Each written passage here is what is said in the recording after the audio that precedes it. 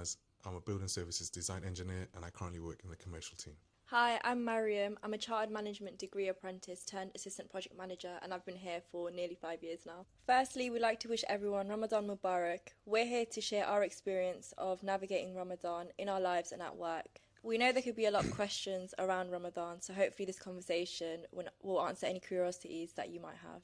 We're excited to explore beyond the usual topics and highlight some of the more surprising aspects of Ramadan that some of you guys may be able to connect with. Let's start with basics. What exactly is Ramadan? So essentially, Ramadan is the holiest month for Muslims throughout the year, and it involves not eating, drinking, and refraining from bad habits, such as small things like swearing, littering. It sounds ridiculous, but things that we might pick up on day to day. Ramadan is also one of the 5 pillars of Islam, which is the core beliefs and principles that we follow. So it's also the month which commemorates the Quran. The Quran encourages us to be charitable and it encourages good deeds such as your character. This is highly implemented in our lives, especially during the month of Ramadan. So that actually ties into our next point. How does Ramadan impact your daily routine? Well, during Ramadan, many things has an impact to my day to day. Changes in my sleep patterns, productivity, my energy levels. It all has like a massive impact. So generally, what I would organize my day-to-day task at night. So once I've eaten, I've got my energy back and I'm able to complete all my tasks throughout the day. Another thing is I actually do miss my morning coffee a lot. Yeah, no, I can second that. Like if I do come into work early, I do like getting like a coffee or a matcha, but can't do that. But yeah. But in terms of like actually at work, in meetings and stuff, how do you maintain your energy levels and stay focused? So what I would do generally in the morning, first thing, I would organize all my tasks. So I would prioritize all the main important tasks in the morning. Once I've prioritized it, it gives me the opportunity to get them done as soon as possible because that's when I'm at my peak. In the morning, that's when I have the most energy, so I'm able to get all my tasks done. And as the day goes on, my energy levels massively take a hit. It drops drastically. But actually, this Ramadan, I've changed my diet. I've actually consuming a lot more complex carbs, food items that have rich in fiber, protein especially. Items like this definitely helps you maintain your energy levels throughout the day. And also going for a good 10 to 15-minute walk in your lunch break definitely helps you to regain your energy levels. So I think that definitely helps. Yeah, like on that, like with the suhoor, so the pre-dawn meal, it's kind of hard always figuring out what to eat because you have to make sure that it's going to keep you full for the rest of the day. Make sure that it's like high in protein, stuff like that. But sometimes I'll be honest, like waking up at 4 a.m. I'm not even a breakfast person, so like yeah, waking up that early in the morning and making something, like it's just I'm so tempted to eat last night's leftovers, which is obviously not good, but it happens sometimes. Like last night I had rice. Like who has rice at 4 a.m.? Me, but Yeah, you know what? I actually before I go to bed, I actually just make some overnight oats. Get my berries in, get my Greek yogurt in. Slow digesting food definitely helps you to maintain your hunger levels. So I think that generally usually helps. yeah. And also drinking a lot of water. I Definitely. struggle with that a lot because after that, like waking up to pee like 6, 7 times, and you have to wake up an hour later. Yeah, it's not fun. What about you? So I'm actually a huge foodie. So everything that I do in my day to day, it revolves around food. Like when I wake up in the morning, I think about what I'm gonna have for dinner. So you can imagine that fasting it is difficult for me, especially with like not eating and drinking. I also go out with my friends a lot,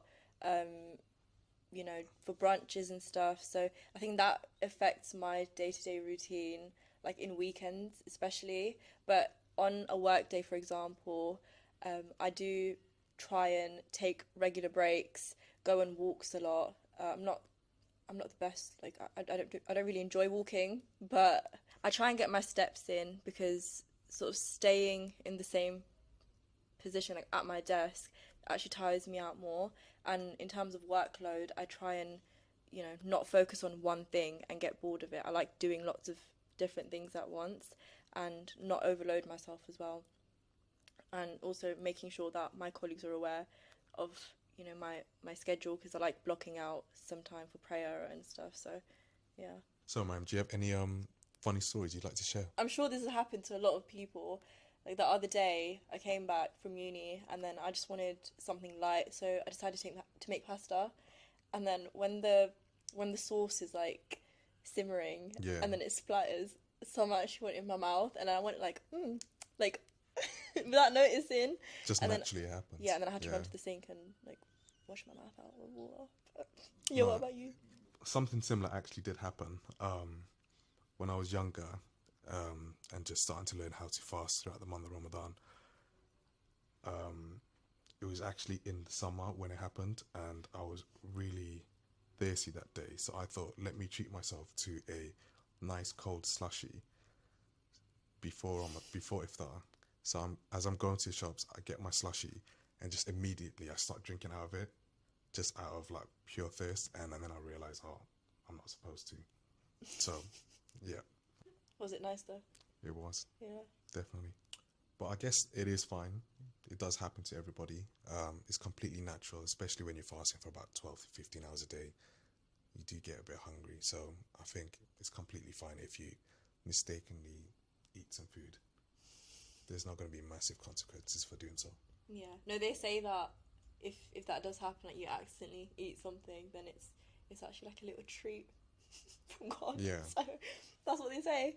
But no, and on top of that, another thing that really helps is when you've got the support from your colleagues Yeah. during the month. They know that you're not fasting, and they're very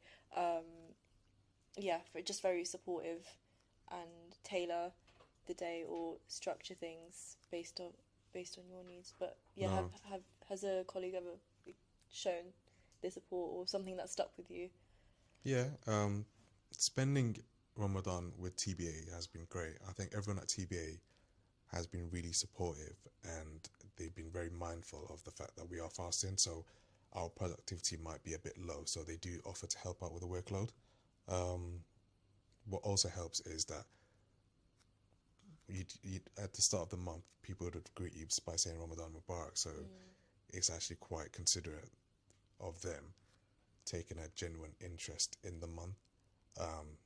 And, you know, by a few colleagues, I've also been invited to go iftar with them. So That's nice. it's quite nice, actually. What about you? Yeah, I think just echoing off what you're saying, just acknowledging the month, like when it starts, saying Ramadan Mubarak, which is basically just like Happy Ramadan. And even when colleagues ask questions about the month, knowing that they have a genuine interest about what the month entails, and just sharing that knowledge. But yeah, I think also, as I also go to uni, so in my uni days, the uni also hosts iftars at the campus, so that's nice. And yeah, at work, without me even having to say anything, my colleagues automatically assume like I can block out my lunchtime because that's when I usually go and do my prayer. So stuff like that. Yeah. And like building up on what you just said, like colleagues would tend to work around your timetable to do what's best for you. So any meetings that you may have, they might push it to the morning at the time where you are the most focused and you are the most concentrated.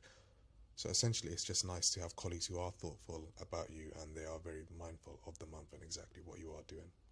And even getting involved in like campaigns like this is really nice, and just knowledge sharing. So speaking of, you know, colleagues and stuff, has anyone ever asked you if Ramadan helps you lose weight? Because I've gotten that a couple times. Yeah, I have, but you'd actually be surprised that during Ramadan, like many Muslims that I've spoken to, they've actually put on weight. I think I probably have as well, I'm not going to lie to you, but I think the reasons why is because we do fast for such long hours. I think biologically there are like many reasons, such as like slow metabolism, and I'm also a victim of this. Bear in mind, at iftar, a lot of Muslims probably overeat. So when you're eating food like high calorie, and a lot of like fatty foods and a lot of fatty acids, etc. All of that does get stored up as fat, so I wouldn't be surprised if you do actually end up gaining weight. So dieting during the month is really important. I think you do have to be a bit cautious as to what you eat. Make sure that you eat everything in moderation and that you're also drinking plenty of water. I think it is recommended to drink about 8 to 10 glasses throughout the period which you are allowed to eat. I think dieting is very, very hard, Yeah. especially when your TikTok and Instagram feed is just full of recipes, people eating, like these food challenges is very, very hard, but I'm guilty of watching them because I'm living vicariously through them and yeah, just waiting till I can break my fast. But yeah, no, I think on another note, another misconception is that the main focus of Ramadan is not to eat and drink, but it's much more than that. So me personally, I use the month as a reset. It's sort of like setting New Year's resolutions, because I do see this month as a way to, think about my spirituality and try and strengthen my relationship with my religion. So just picking up habits like reading more, learning more about my faith and giving back to my community, because Ramadan is also the time where you give back the most. And I've also got it ingrained in my brain that it takes 21 days to form a habit. So using that month to really change a couple things around in my routine. So I listen to a lot of motivational podcasts and stuff. So instead of listening to music, for example, on my way to and from work, I'd listen to a podcast that, that would benefit me and my lifestyle. So No, I agree. Fasting throughout Ramadan, it takes a lot of discipline and resilience, and I think that's what it teaches you most. Like, bear in mind, it's like you're fasting for about 12 to 15 hours, and it's not the easiest things to do. So it does build discipline, and it helps you to take control of your desires. So I think that's one good thing about Ramadan as well. And I don't know about you, but Ramadan is like the only month in which I can have a family meal with the whole family for 30 days consecutively when I'm breaking my fast. Like, everyone eats in their own time. So when we do have a scheduled time in which we are supposed to break our fast, it is such a nice feeling.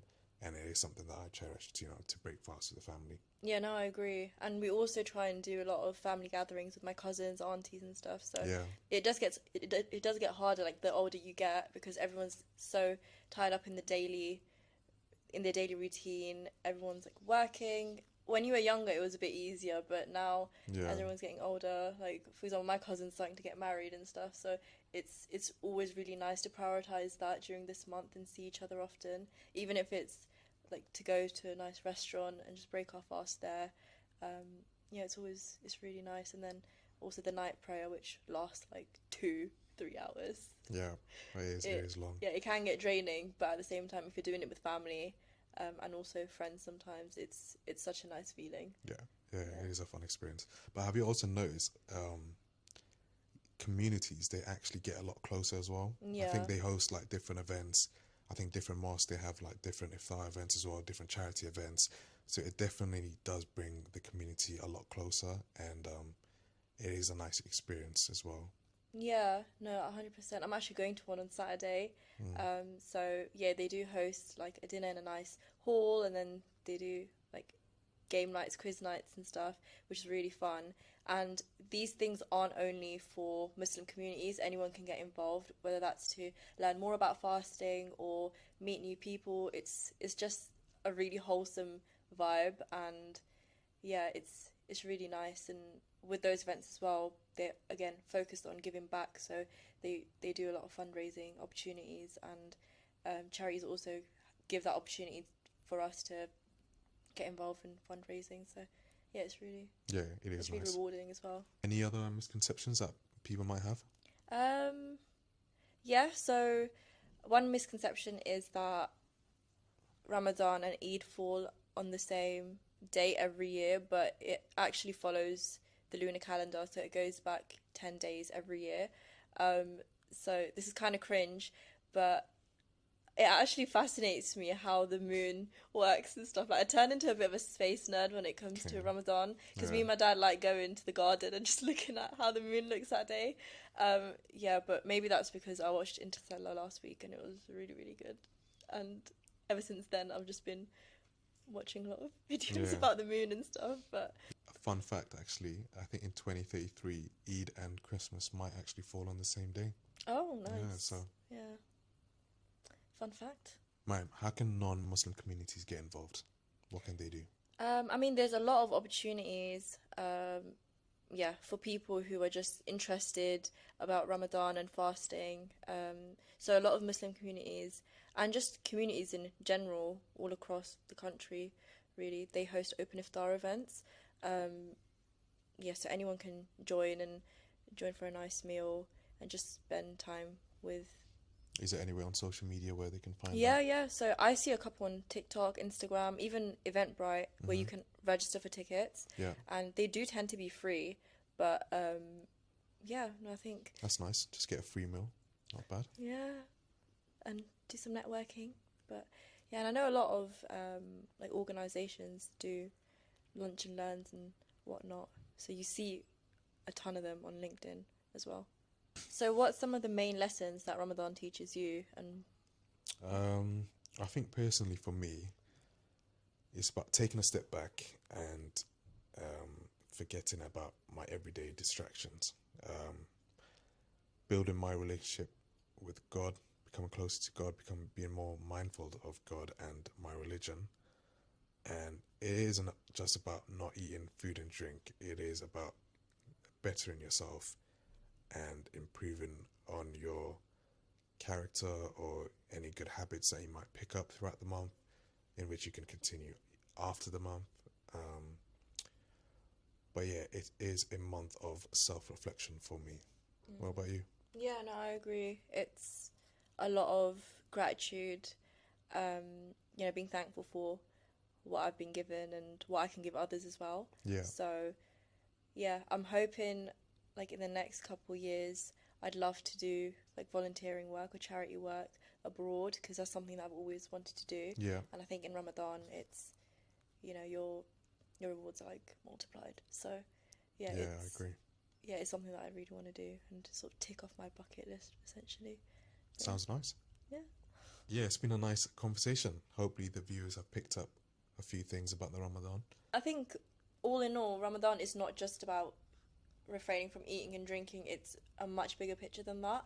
And although, on the outside it might seem like Ramadan is only for people who are Muslims, it's open to anyone and the opportunities as well.